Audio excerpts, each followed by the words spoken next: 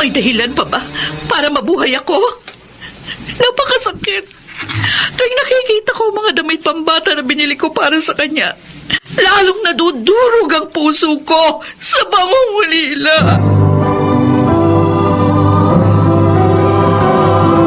Handog ng DZRH ang tula sa kanyang panahon. Paano nga ba muling maitatawid ang buhay sa bagong kabanata nito? Pagkaraan ng isang trahedya. Mga kaibigan, narito po ang naging karanasan ni Sandra sa ating tulang sa kanyang panahon.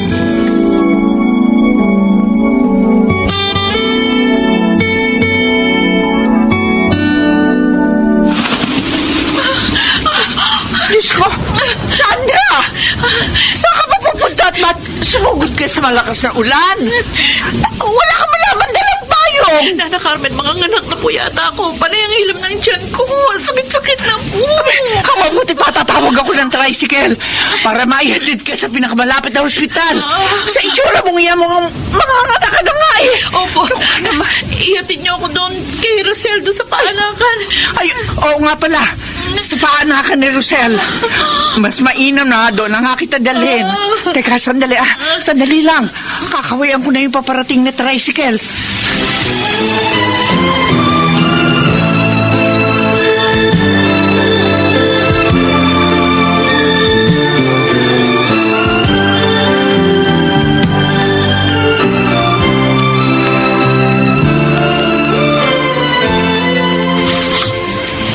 Berel, Tayo na.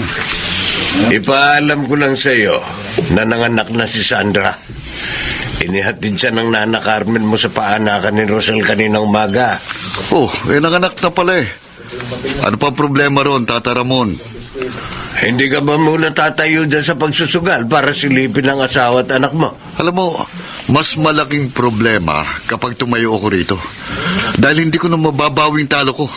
Kaya pwede ba, kung ayaw niyong mabastos ko pa kayo, umalis na kayo. At huwag niyo nang pakialaman ang pagsusugal ko rito sa lamay.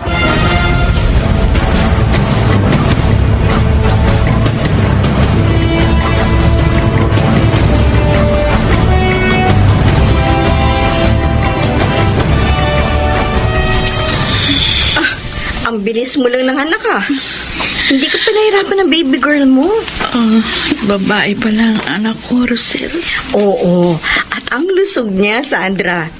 Normal ang timbang niya pagkapanganak mo sa kanya. Mula kasi nung pinagbuntis ko siya, hindi naman ako nakapagpatingin para sa prenatal check-up. Dahil wala akong pera. Kaya nga ako, kapag nakapanganak na ako, tsaka ko lang malalaman kung babae ba o lalaki yung magiging anak ko. Oh, siya. Alam kong pagod ka pa mula sa pagle-labor. Magpahinga ka na muna. Maya-maya lang, itatabi ko na sa iyo ang anak mo. Nahihiya man ako sabihin sa'yo, Rosel, pero tatapatin na kita. Wala akong perang pambayad sa pagpapanak mo sa akin. Kinapalan ko na lang talaga yung mukha ko na dito ako magpahatid sa klinik mo. Kay Nana Carmen. Wala kang dapat alalahanin, Sandra. Kung yung iba nga tinutulungan ko. Ikaw pa, nakababata at kaibigan ko. Kaya wag mo nang stressin ang isip mo kung saan ka kukuha ng pambayad. Dahil nauunawaan kong katayuan mo. Maraming salamat. Napakabuti mo sa akin, Rosel. Mula nung maliliit pa tayo hanggang ngayon.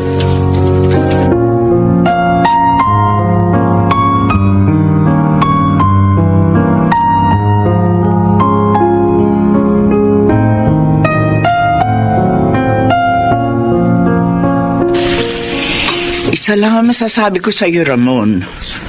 Huwag mo nang sinisita si Berhel sa mga kabalastugan niya. Sasagutin ka lang na pabalagbag ng taong yun.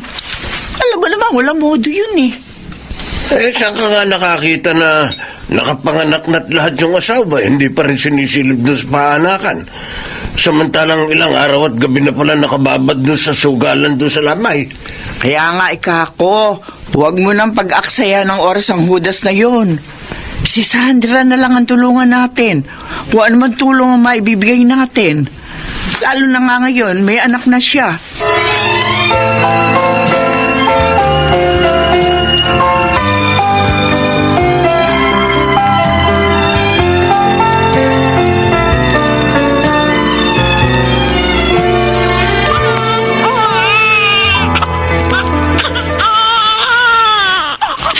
Buong akala ko dahil nagkaroon na tayo ng anak, magbabago na yung mga pananaw mo sa buhay, Verel.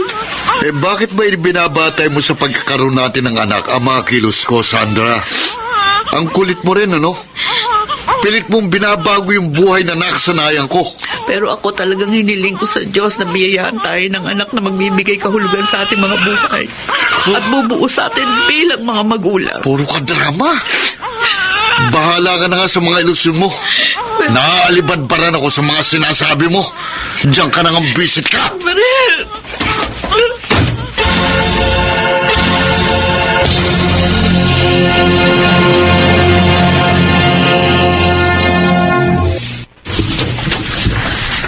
Sandra! Sandra, heto. Dinalang kita ng sinabawang isda sa malunggay. Mainam nga itong sabaw ng malunggay para sa nagpapasusong kagaya mo. Para mas dumami pa gatas mo. Maraming salamat po, Nana Carmen. Masyado na po talaga akong nagiging abala sa inyo. Lalo na ngayong nanganak pa ako. Huwag mo isipin yun. Ang mabuti pa akin na muna yung anak mo, ha? Kakargahin ko muna para makakain ka. Umahagikik na pala, no? Opo. At ang bilis na rin po niyang gumapang. Ay, bantayan mo na siyang mabuti, Sandra. Alam mo ha, kapag gumagapang na ang bata, kung saan na makakarating yan, abay, delikado na.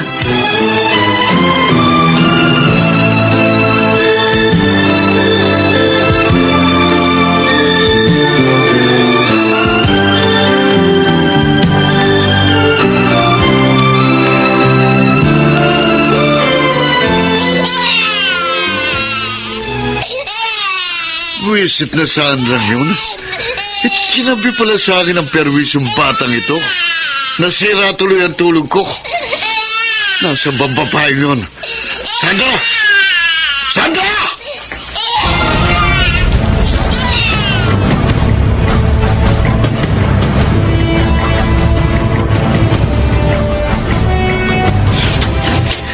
Tama.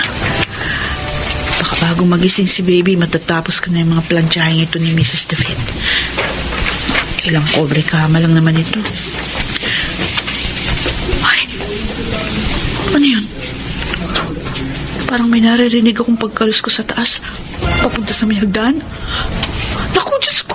Ang anak ko baka nagising na. Gumapang papuntang hagdan. Ay! Diyos ko! Ang anak ko! Nahulog sa hagdan!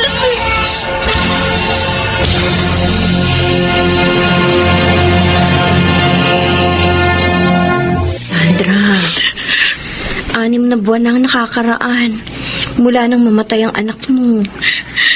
Pero patuloy ka pa rin sa pagpapabaya sa kalusugan mo. Sabi ni Nana Carmen, hindi ka na raw halos kumakain. Tingnan mo, malaki nang inihulog ng katawan mo. May dahilan pa ba para mabuhay ako, Rosel? Napakasakit. Tuwing nakikita ko yung mga damit o pambata na binili ko para sa kanya, lalong nadudurog ang puso ko sa pangungulila. Pakiramdam ko, kailangan mo na ng profesional na tulong sa sitwasyon mo. Gusto kong puntahan mo ang address na ito, ha? Ito, nakasulat dito. Makakatulong sa iyo ang taong dadatnan mo doon. Ang gusto ko ngayon din, sana mamatay na rin ako, Rosel. Mamatay na rin ako!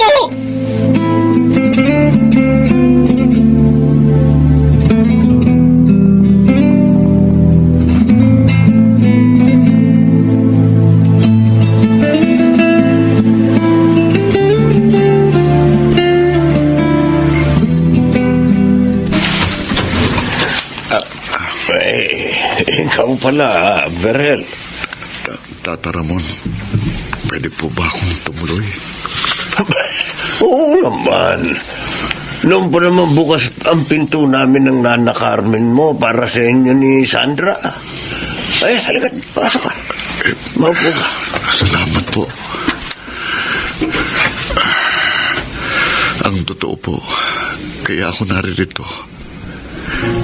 Hindi ko na rin po kayang pamimigati sa pagkamatay ng aming anak ni Sandra. Hindi ko po alam kung paano ko haharapin ang ganitong damdamin. Naroon ako sa tabi ng anak ko, pero mas pinili kong matulog dahil sa kalasingan ko.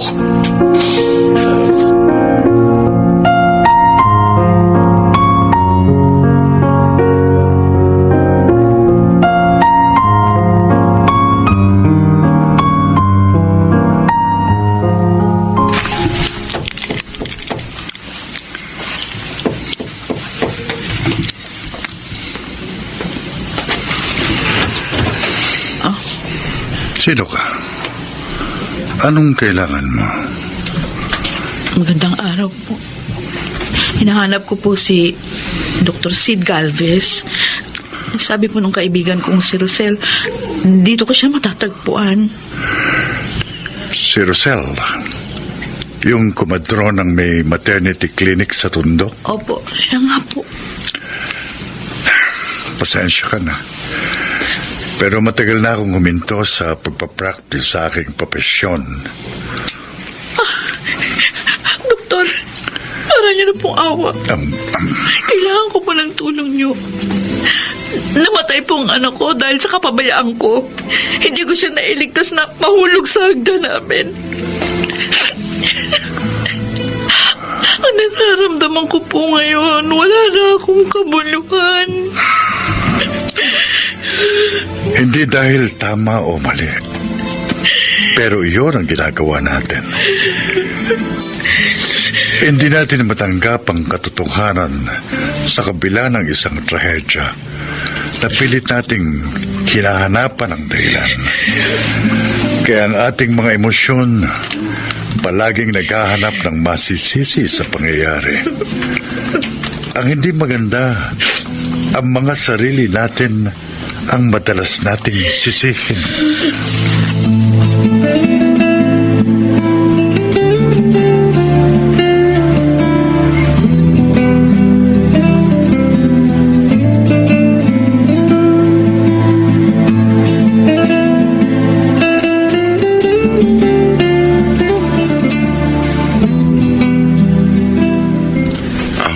Magpapaalam lang sana ako sa iyo. Maaga kasi akong magre-report sa construction site. Natanggap kasi akong ceiling installer. Ngayon ang unang araw ko sa trabaho. Verhel, mabuti pa. Kumain ka muna bago umalis. Mainam ng may laman ang sikmura mo. Sandra, pwede pa kaya tayong magsimula ng isang panibagong buhay? Bakit hindi? Siguro nga, may mga bagay na hindi natin makukontrol. Pero sa sandaling matanggap natin ang mga pangyayari,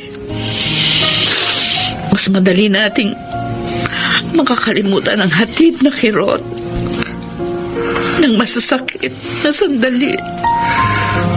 Magsasama pa tayo sa susunod na mga panahon.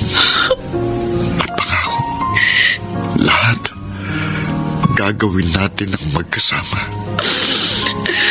Hindi ka na mag-iisa.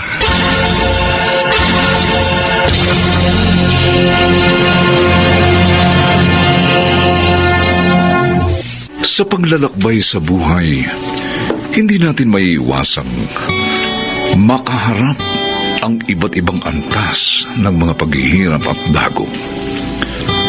Ang mahalagay kung papaano natin tinutugon upang malagpasan ang mga ito sa kanyang panahon.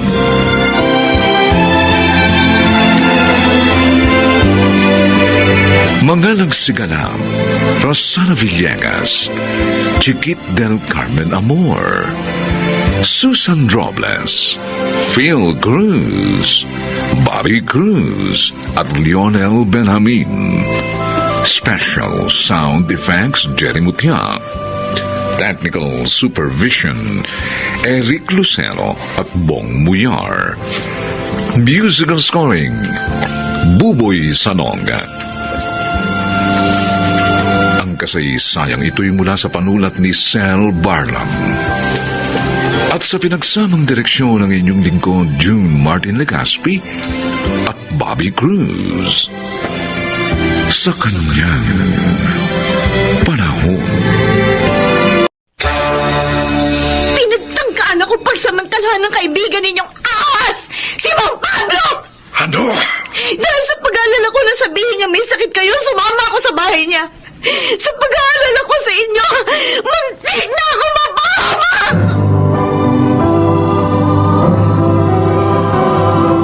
Handog ng DZRH ang tula sa kanyang panahon.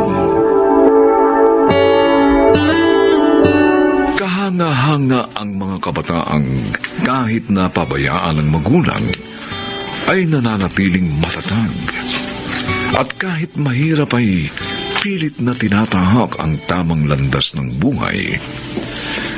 Mga kaibigan, narito po ang naging karanasan ni Vanessa sa ating dulang sa kanyang panahon. Nay, may notice of disconnection na po tayo sa tubig at ilaw. Eh, bakit sa akin mo sinasabi yan, Lisel? Wala naman akong pera. Yang ama mo ang kausapin mo. Mas malaki kita niyan. Bakit ako tinuturo mo, Mirna? May trabaho ka rin naman. Ay, natalo ako sa sugalang kagabi, kaya wala na akong pera. Mapuputulan tayo ng ilaw at tubig pag hindi po yun nabayaran. O, Tiago, narinig mo yon. Huwag mo munang bigyan ng pera yung babae mo sa biros ng ilang araw. Bayaran mo muna yung tubig at ilaw natin. Bullshit ka! Bakit mo ba ako pinakikilaman, ha? Eh, hindi ko naman pinakikilaman yung pagsusugal mo. Oh, lintik na ito. Nay! Nay! Huwag na po kayo magtalo! Ako na po magbabayad ng ilaw at tubig natin. Ay, totoo ate. Oo, Lisel. Nakasweldo na ako kahapon sa fast food na pinapasukan ko. Ay, salamat naman, anak. Hindi na tayo mapuputulan ng tubig at kuryente. At hindi tayo pagchichismisan ng mga walang magawa dito sa ating lugar. Wala kasing kwenta tong ama nyo eh. Puro bisyo iniintindi. Tay! Walang yaka! Bakit niyo naman po sinampal si inay, tay? Madaldal kasi ang nanay nyo. Mapagmalinis. Sakit na. Akala mo walang bisyo. Samantalang halos hindi na nga siya kumain dahil sa kasusugal niya. Ikaw na babae ka, ha? Tigilan mo na ako! Sa susunod na daldalan mo pa ako, sisipain na kita!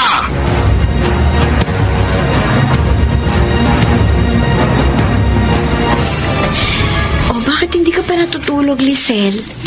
Hating gabi na. Hindi ako makatulog ate. Naisip ko yung buhay natin. Doon pa lang naiisip mo. Di ba, ang mga magulang, gabay ng mga anak. Pero, bakit ganun yung mga magulang natin? Ayaw nila tayong gabayan. Ayaw ba nilang maabot ang mga pangarap natin? Hindi ko kayang sagutin ang mga tanong mo. Pero ito ang alam ko. May isip na tayo. Alam na natin ang tama at mali. At kahit mali ang nilalandas ni na Inay at Itay, dapat sikapin pa rin nating matahak ang tamang landas upang maabot natin ang ating mga pangarap. Paano kaya mangyayari yun? Tulad natin, paano tayo makakatapos ng pag-aaral? Ikaw nga, hindi ka nga nakapag-college dahil nagtrabaho ka na agad para matugunan mo yung mga pangangailangan natin. Mangyayari yun. Hindi man tayo magabayan ng mga magulang natin. Ang Diyos ang tutulong sa atin para magtagumpay.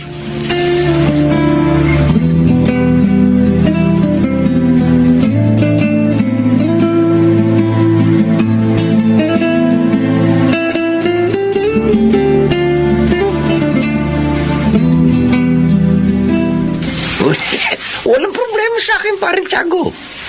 Kahit dumito ka. Uy, salamat, paring Pablo. Akala ko tatanggihan mo ko eh. Hindi ko magagawa sa iyo, Andre. Malakas ka sa akin eh. Eh, teka, bakit nga ba ayaw mo umuwi sa inyo? Ah, Ilang araw ka na ikaw mo wala doon. Oh, tiyak hinahanap ka na nila. Lalo na yung maganda mong anak. Ang ibig kong sabihin si Vanessa. mo silang maghanap. Basta ang gusto ko, walang makikialam sa akin sa lahat ng gusto kong gawin. Talagang hindi kita pakikialam, Andre. Sanggan dikit tayo eh.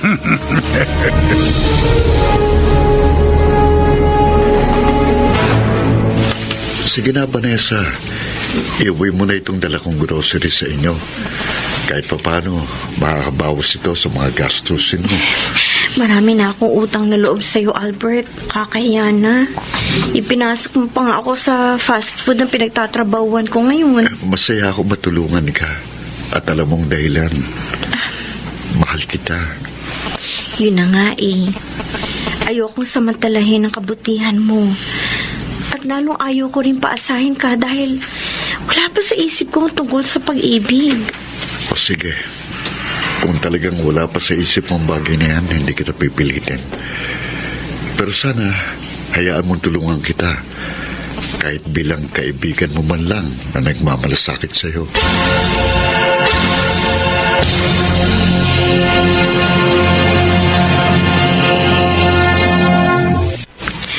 Ilang araw na pong hindi umuwi si Itay, Nay, ah.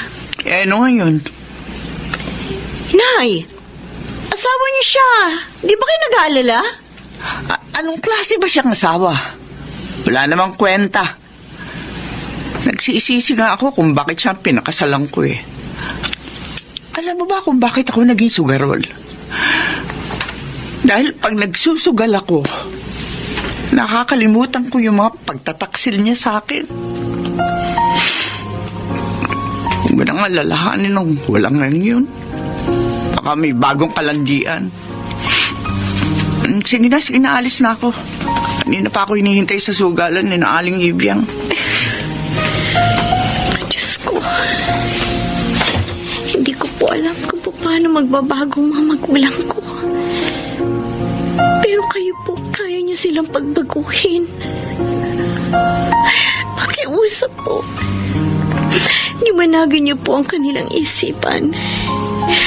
Kailangan po namin sila, Diyos ko.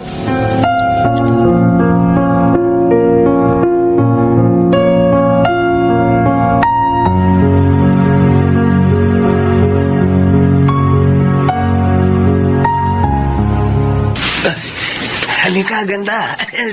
Vanessa, pasok ka, pasok.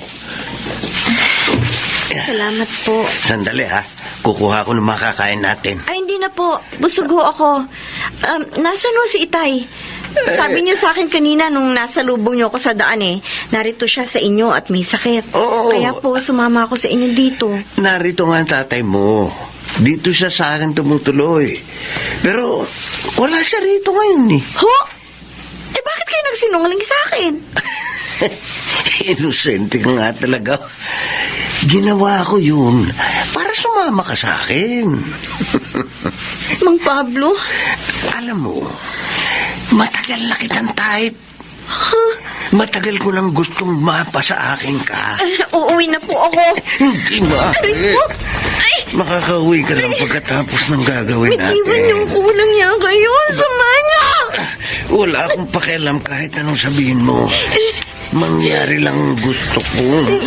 Ay, huwag niyo akong manikanayap! Ano ko? Tinamaan mo yung ano mo eh. Kailangan makalis na ako dito!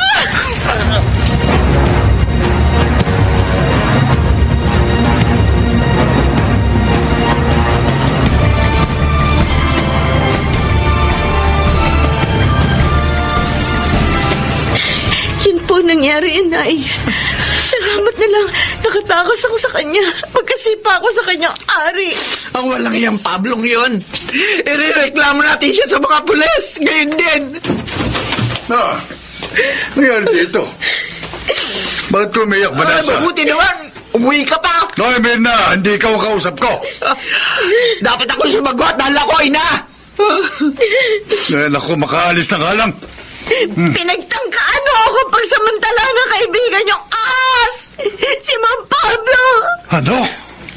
Dahil sa pag-aalala ko nang sabihin niya may sakit kayo, sumama ako sa bahay niya.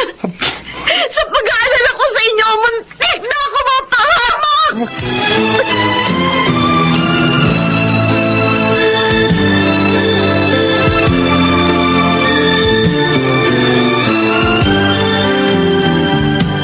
Hayop ka, Pablo!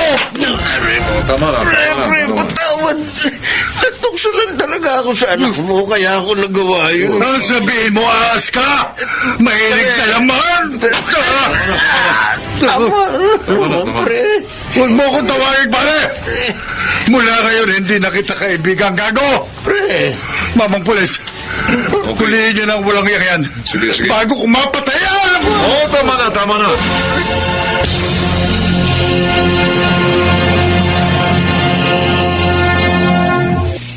Vanessa! Lisel! Bayali na kayo! Handa na hapunan!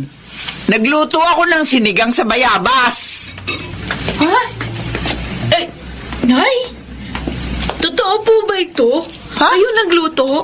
Ay, oo naman, mga anak. At mula ngayon,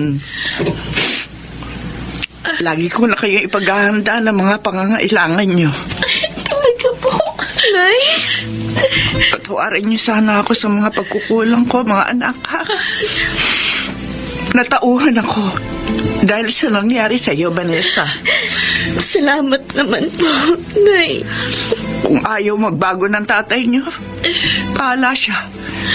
Pero ako magbabago na para sa inyong mga anak ko. Ate, ang saya-saya. Oo nga. Pero huwag kayong mag-alala, Nay. Tutulungan ko po kayo para maitaguyod ang buhay natin.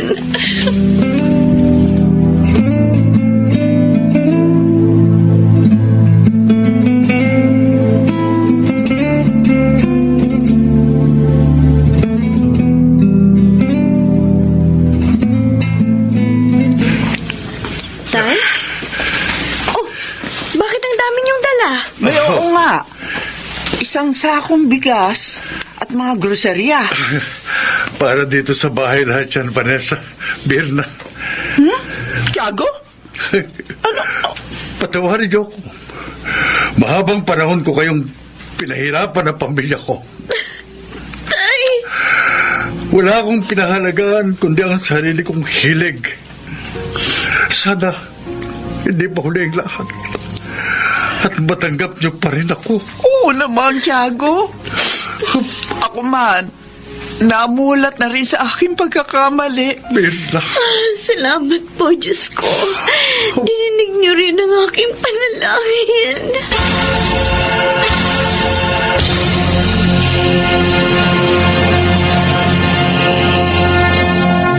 Ang mabuting anak ay kanyang kinalulugdan. Dinirinig ang bawat panawagan. Sa kanyang panahon.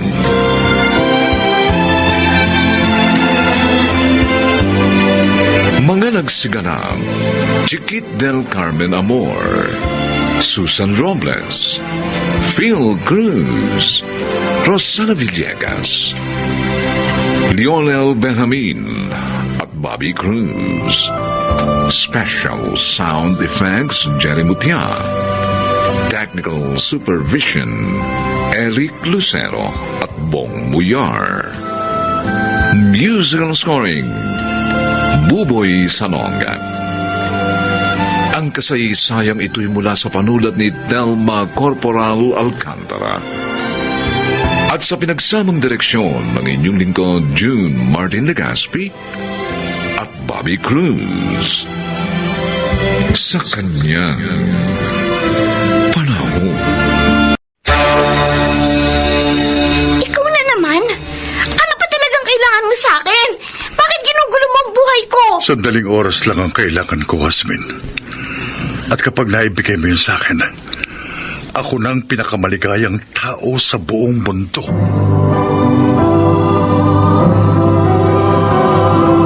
Handog ng DZRH ang tula sa kanyang panahon. Lumilikha ng sariling kapalaran ang bawat buhay at patuloy sa paghanap ng katotohanan at kahulugan. Mga kaibigan, narito po ang naging karanasan ni Jasmine sa ating dulang sa kanyang panahon.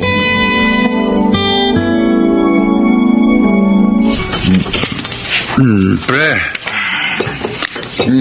yung babaeng pumasok sa gate ni Miguel, sino yan? Si Jasmine yun. Yung nag-iisang anak nila ni Norma. Ganun ba? Ang gandang babae, ha? At matalino, paring Anton. Scholar ba naman sa isang sikat na state university? Ang alam ko, pre-law ang kinukuhang kurso. Uy, Bigat, no?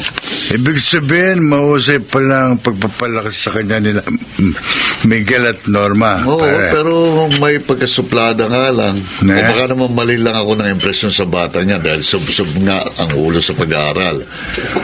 Manang-mana sa mga magulang na hindi na magawang makipagkapwa dahil sa sobrang abala sa kanilang maliit na kantin.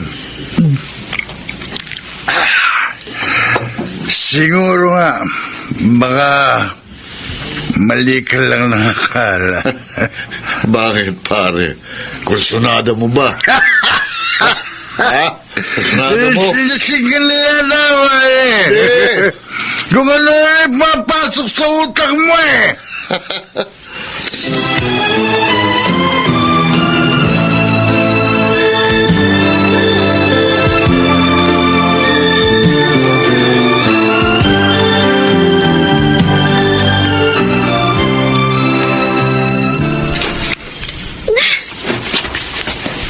Mano po, Nay? Oh, ba't ganyan ang itsura mo, Jasmine? Ba't... Sino ba kinainisan mo?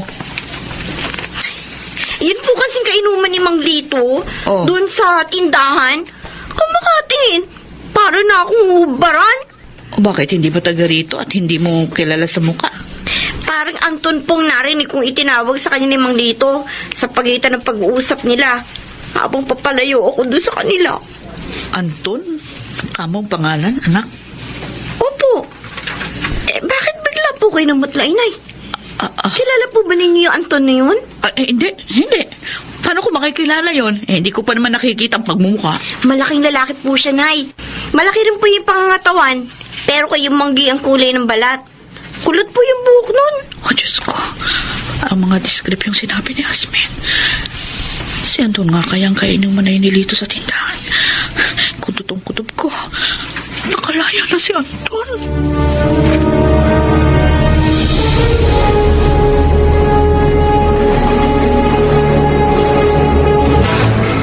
Alam mo, anak, kapag nakakasalubong ko yung batang yon, ay, gusto ko siya yakapin at halikan ng halikan. Pwede nyo na bang gawin yun, ha?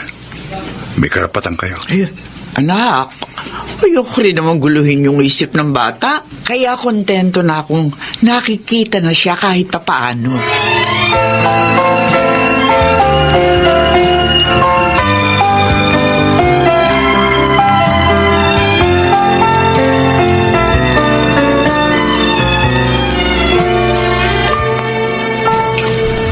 Hasbin, sandali lang. Sabi ko na nga ba, ako yung kanina pa sinusundan ng mamang to eh. At tinawag pa ako sa pangalan ko.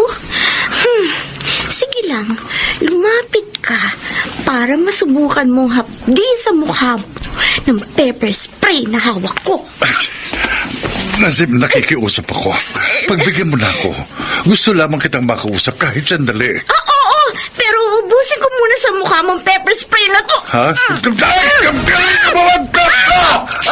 Ang karin ko ng mata ko! Ang sakit! Tama na! Mabdi na mata ko! Aray ko!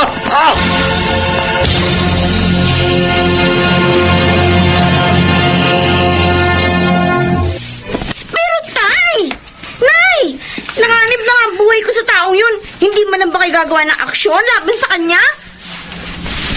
Ako na ang bahala. Pupunta ako sa bahay nila. Kakausapin ko sa tungkol sa ginawa niya. Ay! Ang gusto ko, ipablatter na lang natin siya. Para kung ulitin man niya yung ginawa niyang pangaharang sa akin kagabi, may dahilan ako para damputin na siya ng mga pulis. Anak, paubayan mo na sa tatay mo ang bagay na ito. Malulutas na ito.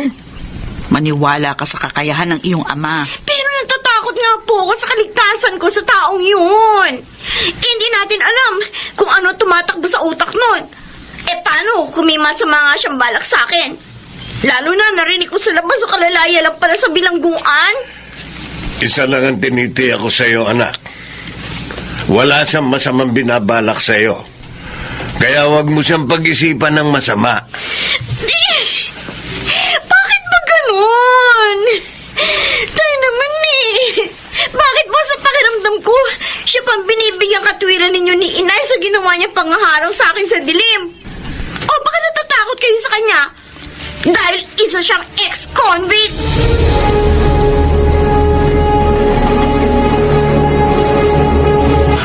Ikaw, paring Anton, kung ano ba plano mo Basta kukunin natin siya sa parang hindi siya masasaktan.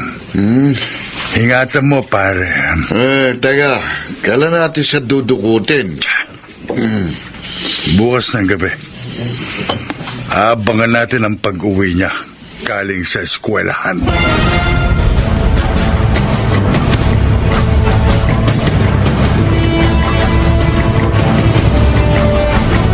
Miguel, hindi tayo naging handa sa ganitong pagkakataon. Handa man tayo o hindi, talagang darating ang ganitong pagkakataon, Norma. Huwag naman sanang maging mapusok si Anton. Pero sino ba tayo para ipagkait ang kanyang mga karapatan?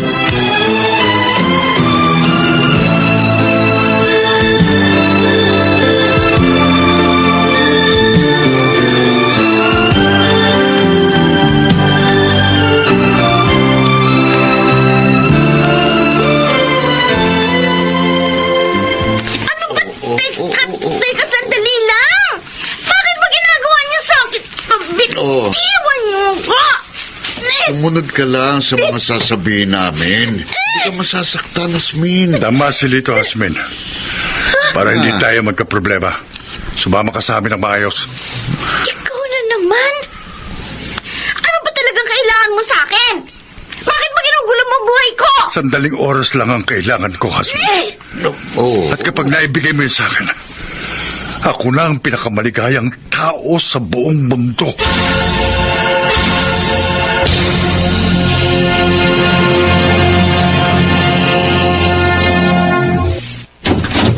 Anton? Anton? Bakit ganyan ang ayos ng upo ko? Anong ginawa mo sa kanya? Sige na, pare. Ha? Alisin mo na yung tape sa bibig ng anak ko. Saka sa mga kamay niya. Pagkatapos pwede ka na umalis. Kami na ina yung bahala sa kanya. Sige. Ikaw, huwag ka malikot, Yan. Pare, abisuwa mo na lang ako ulit kapag may papatrabaho ka, ha? Yes. Teka lang. Apo? Anak? Anong ibig sabihin ng mga salitang yun na narinig ko mula sa inyo? Ako ang tunay mong ama, Asmin. At ang iyong ina, isa ring bilanggong katulad ko. Pero minala siyang mapatay sa isang riot sa loob ng correctional bago sana siya lumaya. At ako, Apo. Ako ang lola mo. Alam mo bang sabik na ako mayakap at mahagkang ka? Hindi. Hindi totoo yung mga sinasabi ninyo. Ang gusto ko lang naman, kilalanin mo rin ako bilang isang magulang. Mahalin at irespeto. Katulad ng atensyon at paggalang na ibinibigay mo kina Miguel at Norma. Yun lang ang takay kong gustong madama, anak. Tama ang iyong ama, Apo. Sapat na sa aming kilalanin mo kami na kahit konti, magkaroon din kami ng puwang sa puso mo.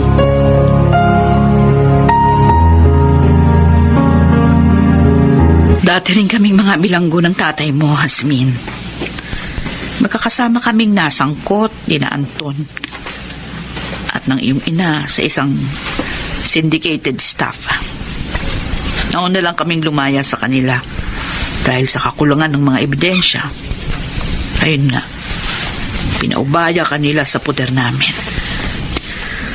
At nalungkot din ako nung mabalitaan ko yung pagkakapatay sa iyong ina sa loob ng koreksyonal. Ang sakit.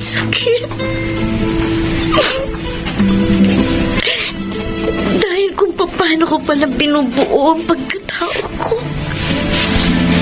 May madilim na bahagi pala ng buhay ko sa nakaraan na parang multong nakasubaybay sa akin ang hindi ko alam. Wala namang mababago sa mga pangarap mo. Ngayong alam mo na ang katotohanan, anak. At wala ring mababago sa panig namin ng iyong itay, sa pagmamahal na inukol namin sa iyo. Ikaw pa rin ang pinag-aalayan namin ng aming mga pagsisikap. Kung sana nga, madali pa rin ako makapamumuhay sa kabila ng aking mga natuklasan. Parang nagulo na sa akin ang lahat. Pakiramdam ko, punong-puno ang utak ko ng mga negatibong kaisipan.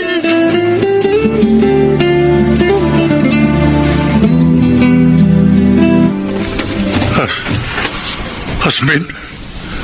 Anak? Dumating po ako sa realisasyon na napakapalad ko pala. Dahil may mga taong kagaya ninyo na nagmamahal sa akin. Gusto ko pong magsimula tayo ng magandang ugnayan. Kasama po si Lola. Itay. Totoo ba yung narinig ko? Apo? Na ngayon ay mayayakap na kita ng totohanan at mahahag ka ng mahahagkan. Opo, Lola. Malaking bahagi po kayo ng pagiging tao ko. At hindi ko yung dapat ipagkait. Lalo na sa sarili ko. Apo ko. Maraming salamat, anak. Pinaligaya mo kami ng lola mo. Wala kaming hinangad kundi ang mga ganitong sandali na makasama ka at mayakap. Kaya tagal naming inasam ang pagkakataong ganito. Hindi na po ako mawawaglit sa inyo ni Lola, Itay. Dahil kasama ni na Tatay Miguel at Nanay Norma, iisang pamilya na po tayong lahat. Sama-sama po nating tatanawin ang isang bagong hinaharap.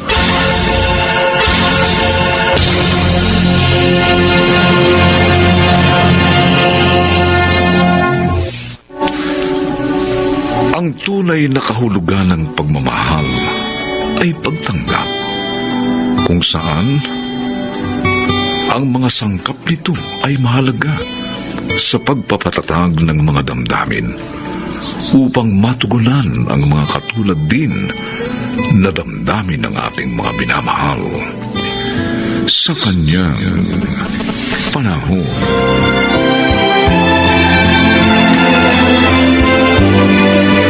Mga nagsiganap: Chiquit del Carmen Amor, Rosana Villegas, Susan Robles, Lionel Benjamin, Bobby Cruz at Phil Cruz. Special sound effects, Jerry Mutia. Technical supervision, Eric Lucero at Bong Muyar. Musical scoring, Buboy Salonga. Ang kasaysayang ito'y mula sa panulat ni Sel Barnum At sa pinagsamang direksyon ng inyong lingkod, June Martin Legaspi at Bobby Cruz, sa kanyang panahon. Huwag ka bibitiw, anak, sa pagkakayakap sa akin, ha? Huwag na huwag. Hanggat kaya kong kumapit sa punong ito, makakaligtas tayo. Hindi ko na po talaga kaya. Ang anak ko! Jenny! Jenny!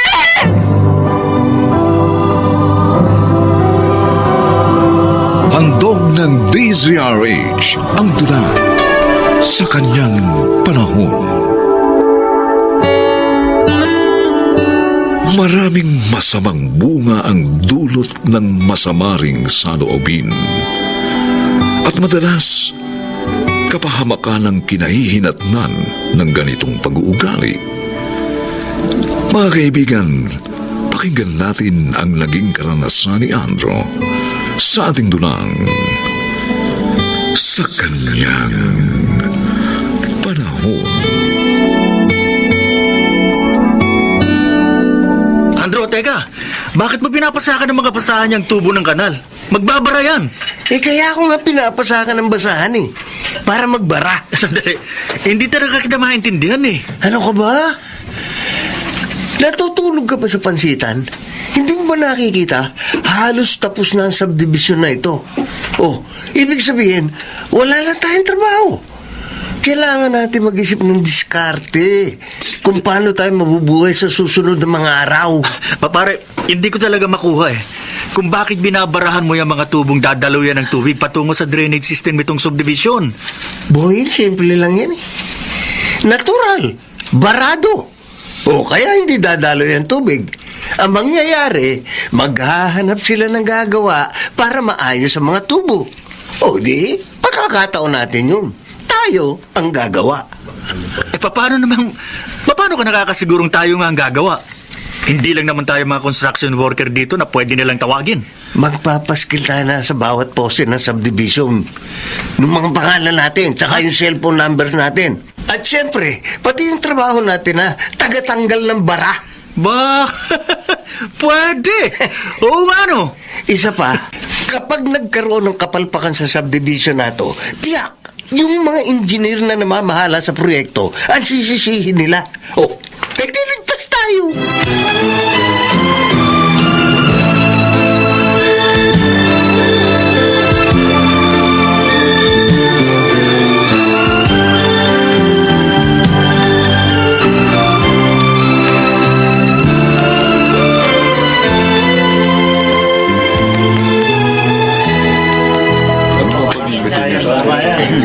Dahil tayo na ho ang mga nakatira sa subdivision ito, no? Kaya natural lang na tayo nang magsisinop dito. Sa meeting na ito, bilang presidente ng Homeowners Association, ikalulugod ko ang anumang suggestion na maibibigay nyo para mas mapanatili natin ang kaayusan at kalinisan ng ating lugar. Ano ho? Pangunahin ko pong concern ang tungkol sa pagtatapon ng basura. Kayo si Miss Gomez, ano ho? Opo. Sana po, bawat residente ho rito, matutunan ang wastong pagbubukod-bukod ng kanilang mga basura. Para di ho sa maayos na pangungulekta ng mga truck ng basura. Sige po, maganda pong suggestion yan na mahalagang i-consider natin, ano ho? At para po naman sa inyo, na nais pang makapagbigay ng kanilang mga layunin, magpapalagay po ako ng suggestion box sa opisina ng homeowners. Doon po, pwede po ninyong ihulog ang anumang inaakala nyong makatutulong sa pamamalakad natin dito sa subdivision.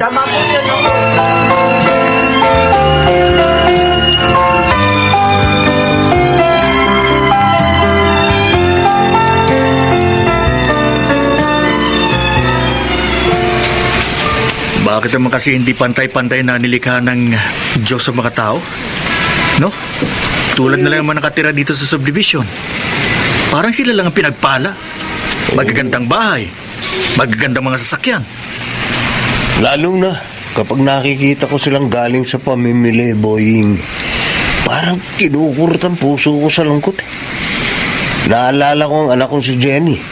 na ang tanging pangarap lang makatikim ng masasarap na pagkain nakikita niya sa mga patalastas sa telebisyon. Ako naman, yung para kay inay ang lagi kong iniisip. Kung marami lang akong pera, may papagamot ko yung pamamaga ng kanyang mga paa para makalakad naman siya ng maayos. Ang buhay natin, umiikot palagi sa walang sapat na pagkain may bibigay sa pamilya. Hindi pagkakaroon ng mapupuntang ospital kapag nagkasakit. Walang kasiguruhang buhay. Buhay na walang dignidad.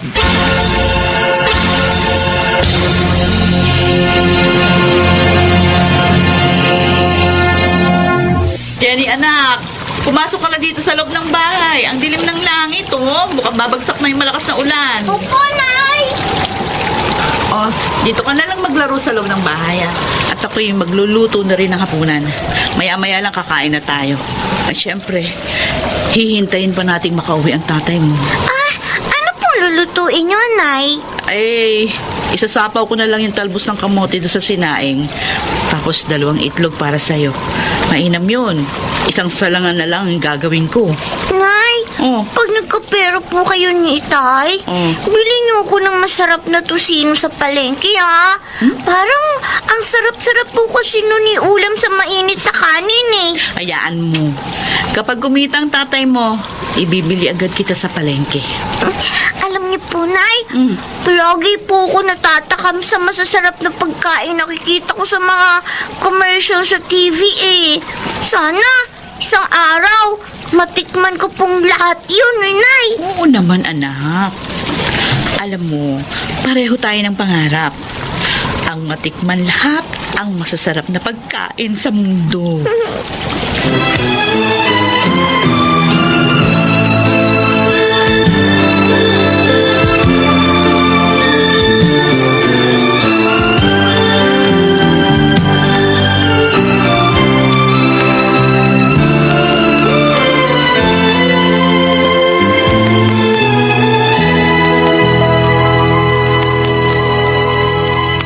Magsipaganda po tayo mga kalugar.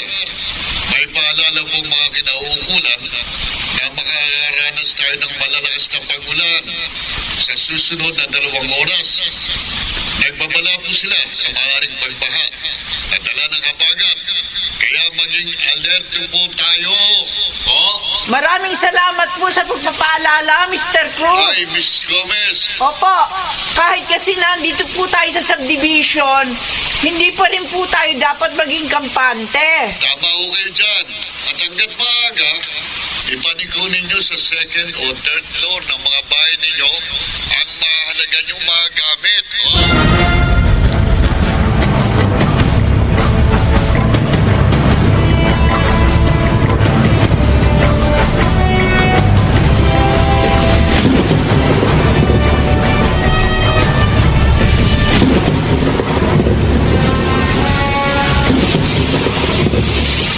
Mukhang lalo pang lalakas ang ulan na to, ah. Tingnan mo. Ang dilim ng langit. Nakakatakot pati mga pagkulog at pagkidlat. Wala naman daw bagyo. Dala lang ng habagat sa mga pag-ulan na yan. Kahit na, hindi pa rin tayo nakakasiguro. Lalo na, sa estero tayo nakatira. Umandar na naman yung pagkabahag ng buntot mo, eh. Hindi mo naisip? Yung malakas na ulang padating, yan ang magbibigay sa atin ng trabaho. Pag bumaha sa subdivision, marami tayong tatrabaho yung tubo ng kanal. Ay, naku. Paano? Hindi ba muna tayo uuwi? Kasi baka lalong lumakas ang ulan. Hindi na tayo makakauwi dahil matatarp na tayo sa baha sa paligid. Alam mo na, walang kasama si inay sa bahay. Ang hirap sa'yo, wala pa nga ulan, takot na takot ka na, eh. Sige na nga, umuwi ka na. Napakaduwag mo. Kahit kailan, duwag.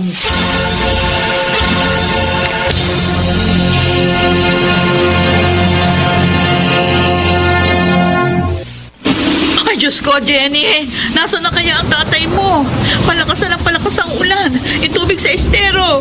Ayan, unti-unti nang tumataas. Ang bilis ng agos. Paano tayo makakaalis dito? Wala pang tatay mo. Hindi ko naman makontak yung cellphone niya dahil biglang nawala ng signal. Ano po, Nay? Sumama na tayo sa mga taong niligas kanina papunta sa evacuation center. Hindi nga ako magdesisyon hanggat wala ang tatay mo. Inay! Umabot na po sa sahig natin yung tubig sa estero!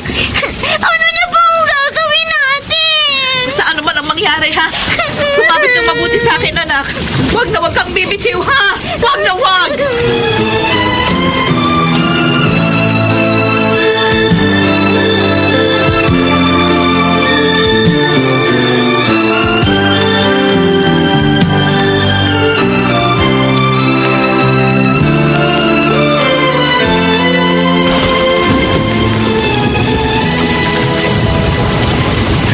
Diyos ko, bakit ang bilis ang pagbaha dito sa subdivision?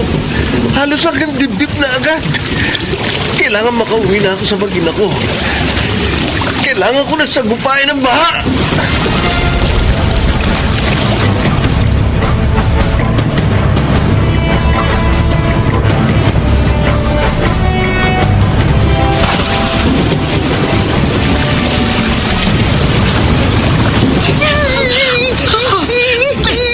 Hindi ko na po kaya, Nay! Naninigas na po sa lamig ang mga kamay ko! Anak! Huwag kang bibitiw sa pagkakayakap sa akin, ha? Huwag na huwag! Hanggat kaya kong kumapit sa punong ito, makakaligtas tayo! Nay! Hindi ko na po kaya talaga! Ah! Diyos ko! Ang anak ko! Jenny! Jenny!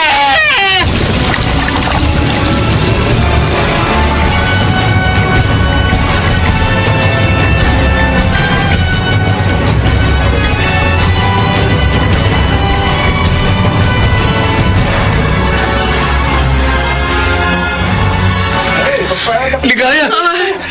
Si Jenny nasaan? Bakit hindi mo kasama rito sa evacuation center ang anak natin? Hindi ko na rin alam ang nangyari sa aming mag-ina. Basta ang huling tanda ko, nakabitiw na rin ako sa punong kinakapitan ko ng tangay ng tubig ba ang barong-barong natin sa estero. Jenny! Jenny! Jenny, anak! Nakaligtas ka! Salamat, anak! Salamat sa Diyos! Nagkita ba tayo? Eksaktong pagpasok ng dala naming bangka ng mga sinamahan kong rescuer, nakita namin sila magkahiwalay na palutang-lutang, nakakapit sa malaking kahoy. Andro, pagkalikas kasi namin kay Inay at sa iba pa nating mga kapitbahay sa estero, nagpabalik-balik na kami para matiyak na nailikas na ang lahat ng nakatira doon.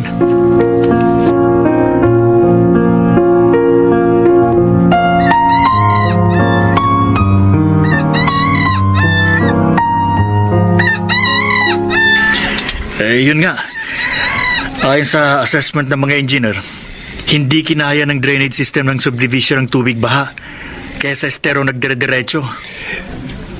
Napakalaki ng kasalanan ko sa pangyayaring yun, Boying. Kung namatay ang mag-ina ko, hindi ko mapapatawad ang sarili ko. Mabuti na nga lang, walang buhay na nawala. Dahil na rin sa maagang pagpapaalala ng mga kinauukulan. Tutulong ako sa pagsasaayos sa mga tubong barado sa subdivision. Makikipagkooperasyon ako sa mga engineer. Tama. Ako rin, Andro. Sa ganung paraan man lang, mabawasan ng mga bumabagabag sa konsensya ko. Akong higit na dapat magsisi. Isang malaking aral lang ibinigay sa akin ang ginawa kong pagkakamali. Inilagay ko sa panganib ang maraming buhay ng dahil lamang sa mali kong paghangad sa pagkita ng pera. Sa ginawa ko, muntik na akong magbayad sa pamamagitan ng buhay ng mag-ina ko. Aaminin ko, muhing-muhi ako sa sarili ko.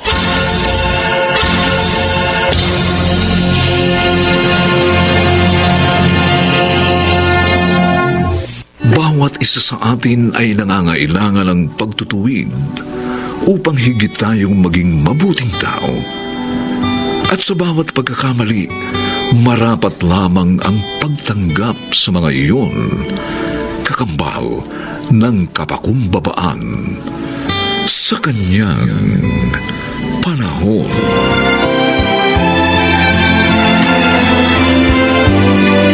Mga nagsiganap, Lionel Benjamin, Maynard Landicho Jr., Phil Cruz, Rosana Villegas, Chiquit del Carmen Amor, at Susan Robles.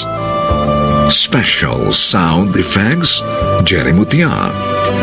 Technical supervision, Eric Lucero at Bong Muyar. Musical scoring, Buboy Sanog.